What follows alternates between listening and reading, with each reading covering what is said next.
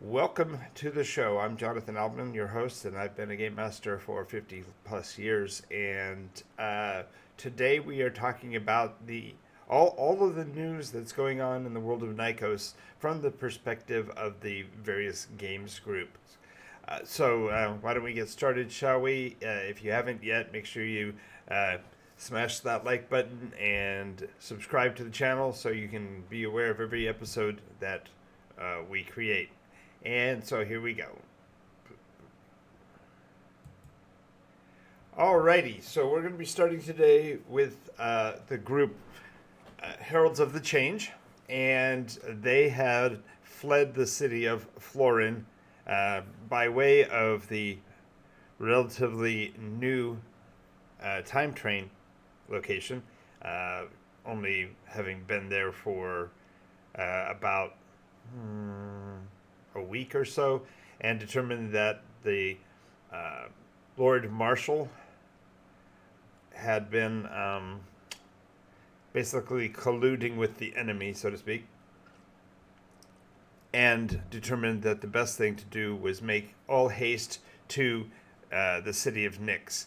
But they had given a false impression that they were leaving via uh, a different route, and so therefore escaped the clutches of the evil Lord Marshal only by mere seconds with a gratuitously perfect die roll, and therefore had boarded the train for Bastion with continuing destinations including Salafor and Nyx.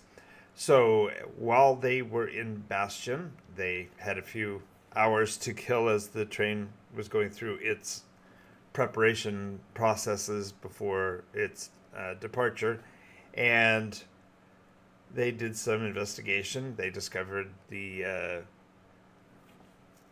Bastion facility itself is a extremely ancient mortal slash human enclave, and they further discovered that this was the place of origin of the much ballyhooed Subject 216, a previous iteration's champion that had personally sacrificed to save humanity. And while they didn't take opportunity to either legally visit or illegally break and enter, they did find out information concerning that in terms that would be useful in the future, and did some additional scuttlebutt activity, and finally at the end we were able to reboard the train. Give me a moment here. The biggest challenge with doing this show is actually remembering where my notes are.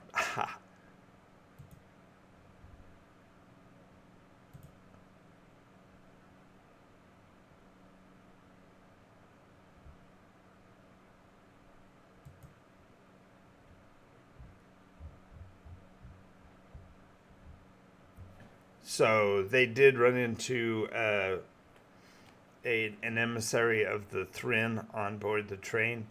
Uh, there was some conversations with a person by the name of Benedictus Frump.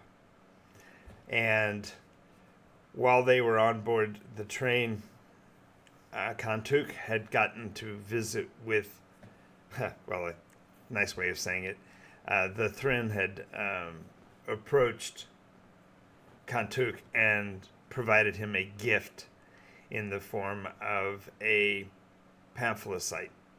And so now the party has under their tutelage and guidance a member of the pamphlet species named Squirt, who is a emissary and member of the pamphlet defense force, and through the process of that they called genetic manipulation, the pamphletites fundamentally have means of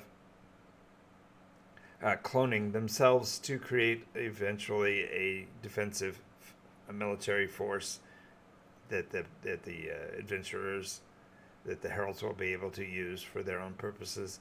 They also met up with, and I don't know why, so I can't remember the rest.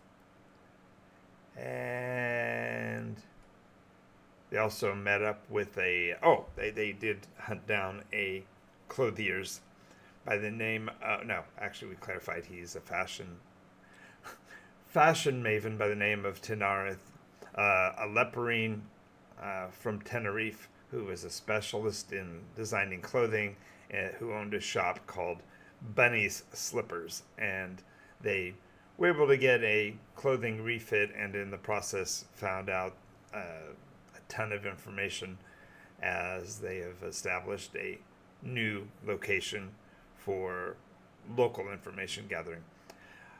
Also, to mention, this group was one of the first to discover that the Raven Gnome network has been developed as a means for the adventuring players from the various groups to contact each other. It's a derivative of the Gnome News Network, in particular being focused by the Raven Guild, an extension of the program put together by Stormcrow to reach out to the other groups so that the grand story can be resolved in a broader way. So after they reboarded the train, we are on our way, therefore, into Salafort, where we'll be beginning the adventure next week, which it would be Sunday. Okay, now we're switching over to what may be the most interesting story of the week, and that is the voyage of the Arcan Eye. Let me go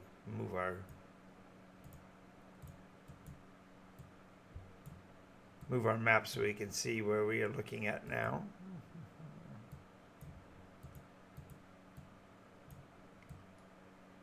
Wow. Such professionalism on this network, I swear. And all I can do to assist this is to provide the last mapped location of our Arcan Eye vessel. And that is, we are south of Amber, south of the last known location of a ziggurat.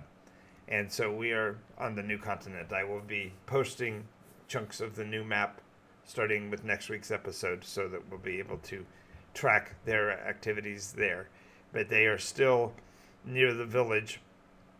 They did endeavor to make contact with the locals in terms of actually spending enough time with them to develop an understanding of their language. So at least at this point we have that capability.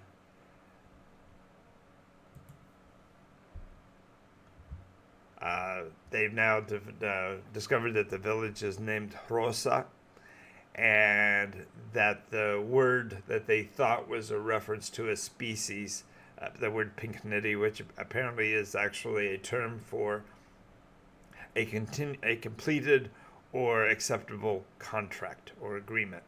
And so now they have made a pinknitty with the village of Rosa to put together some woodworkers so that they can start building a wood mill. They have determined that they need to cut down some of the major trees in the area in order to construct a bigger and more capacious ship for actually navigating the river. And so they have run into a new species that they hadn't before, called the Breevers. And the Breevers are basically giant parasentient, marginally sentient species of beavers who don't speak but can basically pantomime and do nonverbal communication to express their desires, who made an agreement to cut down some of the timbers so that they could start the building process. And with that, they then commissioned, with their newer understanding, for 3 of the villagers from Rosa to come in and help them build the wood mill out near the river. And they also have discovered that the word Roca means outsider, and so they have established that they are, at least to the locals, Roca. So in the process of looking for that, they did find what appeared to be a recent encampment by a group of what looked like apparently carnivorous hexapodal gorillas and or other large ape-like beasts, and have determined that there was at least a pod of 10 traveling through the area. And so that's why they determined that they need to build a better defense and location.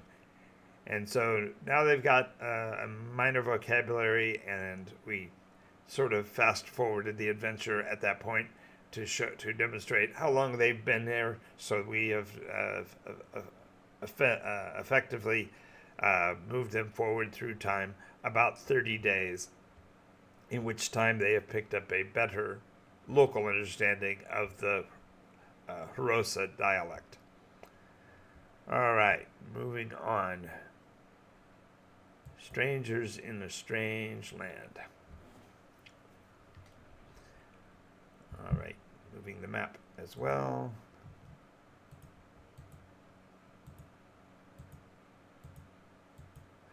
There it is.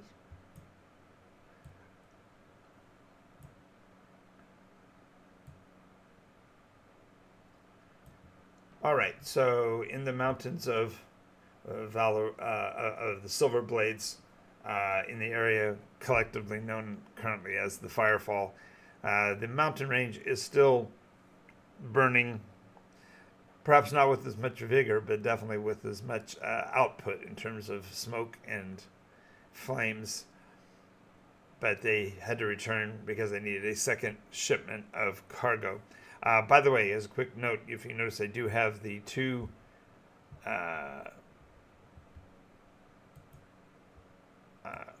code words down here at the bottom. Each day during the week, I'm going to be adding a new one, or rather replacing one of these. So you'll want to take track of these. And at the end of the week, I will have a trivia question concerning these specific words. And those of you that are hearing the show rather than watching the show, the words are overthruster and name Penny Pretty. And these are keys to a puzzle, and I will be giving the actual question on Friday this week, and the winner will receive a PDF copy of the Nycos RPG Masterbook, which is just about to go to press.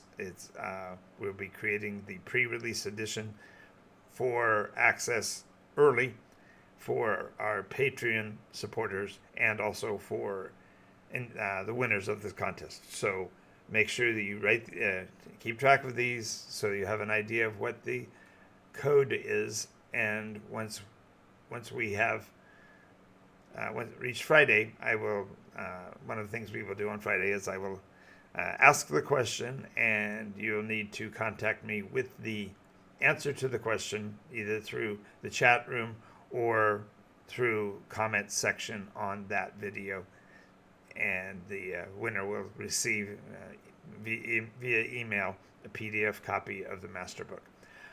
Alrighty, so going back to our story, they made the transaction back to the mountains, and almost immediately discovered that there was a group of other raiders in the area, appeared to be a group of Peck or Midge, and without directly interacting with them, they fundamentally scared them away. Their numbers were superior to the little folk, and so the little folk escaped down the mountain, not without leaving a surprise. As the adventurers moved forward, they discovered that there was a landfall trap that had been set for them, which they skillfully navigated away from. But nonetheless, they discovered that the travelers had actually brought two wagons and had actually loaded it up with their own desires for the loot. And so they were also sacking the ruins. And when the industrious Asado basically hinted that they could find themselves in great trouble with the government, the raiders, the Pekinmage raiders, failed their resolve check horribly and withdrew without comment, leaving all of their cargo. So the strangers in a strange land group then acquired what they were looking for in terms of resource and went looking further. As they went down the hill a bit further, they came across what looked like a fully developed Quonset hut, but it was only just a section of the source of the firefall, the what they called the scroll ship, the thing that fell out of the sky.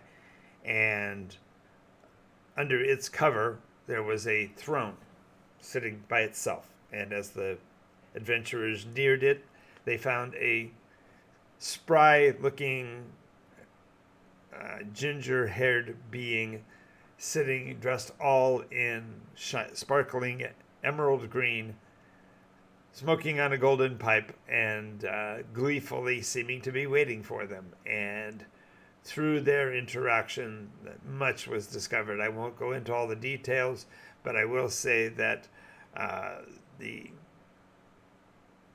possibilities are growing more interesting by the moment with the group on Monday night. So more information on that coming up. Finally, the group that we need to look at last is... Oops, I always grab the wrong thing. Dink, dink, dink, dink, dink, dink. Okay. I did it again.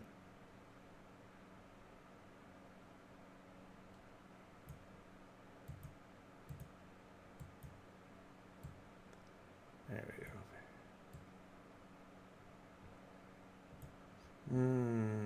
Where are we? Oh, yes.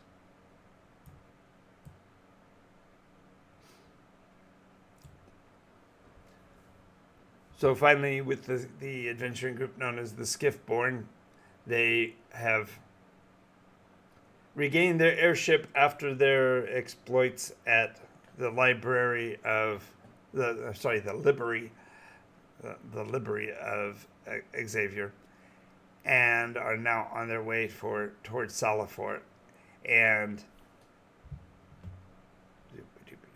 one more. I know this is kind of staccato. I've got to get smoother.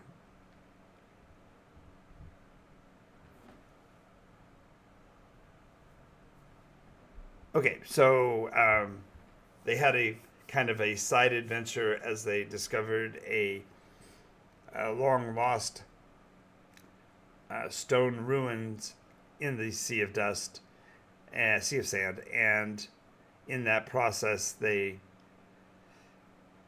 extricated a golden chest. The chest itself is worth thousands in Quan, and within it they found a rod of dark crystal, 7-sided cylinder with gem cut ends.